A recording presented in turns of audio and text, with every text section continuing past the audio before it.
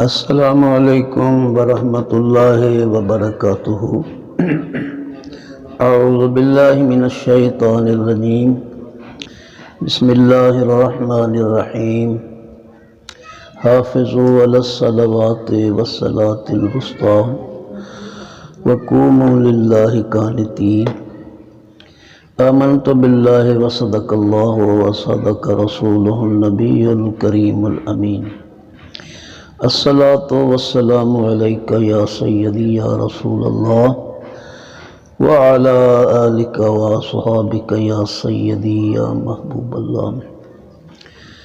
حضرت محترم قرآن مجید فرقان حمید کی ایک آیہ مبارکہ میں نے تلاوت کی ہے۔ دعا فرمائیں کہ اللہ رب العالمین جل وعلا اس کے متعلق صحیح عرض کرنے کی توفیق عطا فرمائے۔ آج میرا موضوع ہے نمازوں کی حفاظت۔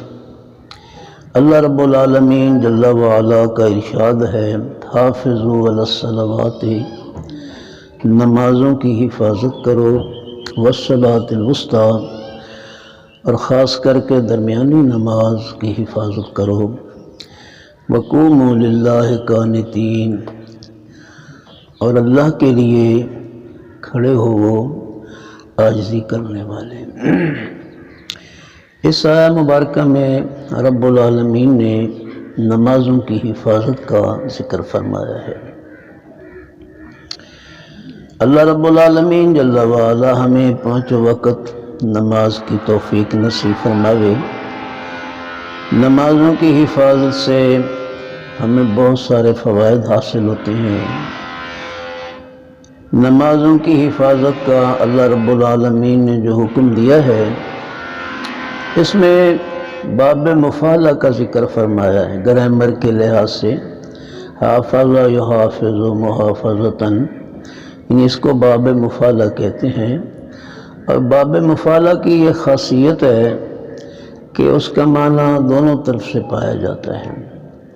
تو اس کا معنی یہ ہوا کہ تم نمازوں کی حفاظت کرو، اور ان نمازوں کے طفیل اللہ تعالیٰ تمہاری حفاظت فرمائے گا۔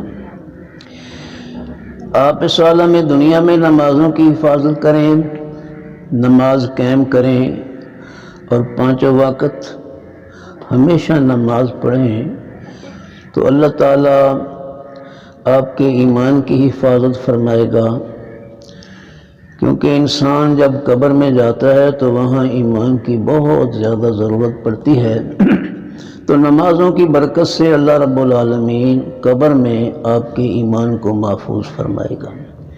عالم دنیا میں بھی آپ کے ایمان کی حفاظت ہوگی، اور یہ ایمان جو ہے انسان کے لیے بہت بڑی دولت ہے۔ جس نے اپنے ایمان کو محفوظ کر لیا، اس نے گویا سب کچھ حاصل کر لیا۔ حدیث پاک میں اللہ رب العالمین کے پیارے محبوب نے یعنی نماز وسطیٰ کا ذکر فرماتے ہوئے ارشاد فرمایا کہ نماز وسطیٰ جو ہے یہ عصر کی نماز ہے، اور عصر کی نماز بہت اہم ہے، یعنی عصر کی نماز کی تاکید فرمائی گئی ہے۔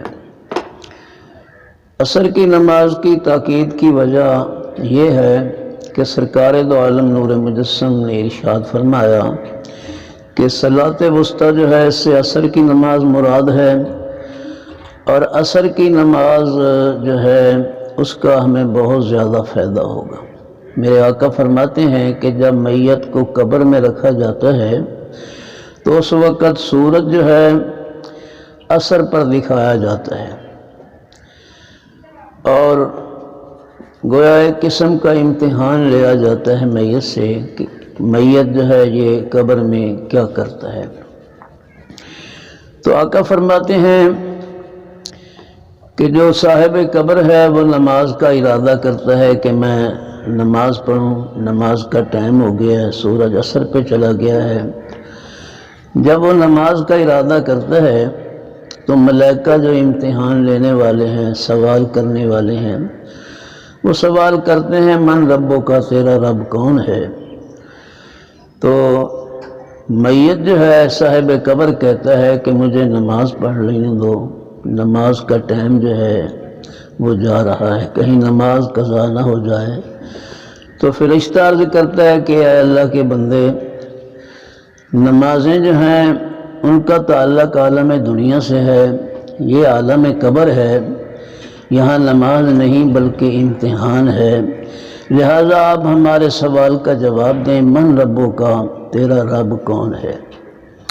تو صاحب قبر پھر کہتا ہے کہ میری نماز جا رہی ہے، کہیں ایسا نہ ہو کہ یہ قضا ہو جائے، یعنی سورج جو ہے وہ بالکل اثر پہ دکھایا جاتا ہے۔ تو جب وہ آپس میں ایک دوسرے سے سوال کرتے ہیں تو ملائکہ اللہ کی بارگاہ میں عرض کرتے ہیں، مولا یہ آپ کا کیسا بندہ ہے کہ اسے قبر میں بھی نماز یاد ہے۔ یعنی نماز کو یاد کرنا قبر میں، یہ تو اسی بندے کا کام ہے جس نے عالم دنیا میں نماز کو پڑھا ہوگا، جس کے لوں میں نماز کا نور رچ گیا ہوگا، تو قبر میں بھی وہی خیال لے کر پہنچا ہوا ہے۔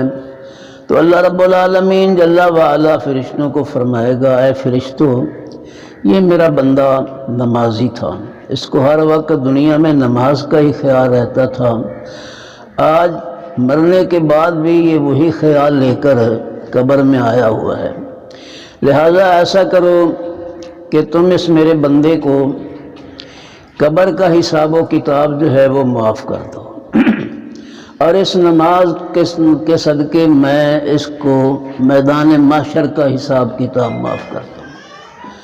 تو آپ اندازہ لگائیں کہ ایک نماز کے صرف ارادہ کرنے سے، حالانکہ قبر میں نماز پڑھی نہیں جائے گی، صرف ارادہ کرے گا تو اللہ اس نماز کے صدقے اس کو قبر کے عذاب سے بھی محفوظ رکھے گا، قبر کے حساب و کتاب سے بھی محفوظ رکھے گا، اور اس نماز کے طفیل اللہ تعالیٰ اسے آخرت کے حساب و کتاب سے بھی محفوظ فرما لے گا۔